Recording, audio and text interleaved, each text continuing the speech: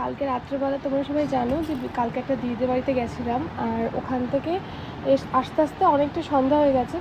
বিশ্বাস করবে না, মানে কালকে মানে রাতটা এমন, মানে বিকালবেলাটা এমন কেটেছে। মামাম জেনারেলি যেরকমভাবে খেলা করে কালকেও সেরকমই খেলা করছিল। আমরা সবাই সামনে ছিলাম, সামনে থাকলেও যে এমনভাবে বিপদটা ঘটে গেছে, মানে এটা মেনে নেওয়াটা ভীষণই কষ্টের আমাদের জন্য। কারণ মা, তোমাদের দাদাভাই আর আমি পুরো সেখানেই ছিলাম। ও খাটেই খেলছিল, ও খাটে খেলে জেনারেলি, ও পড়ে যায় না ওরকমভাবে।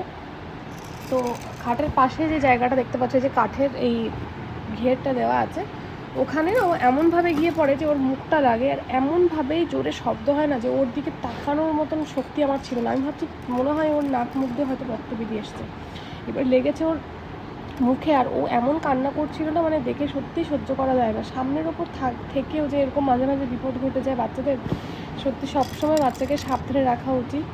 তো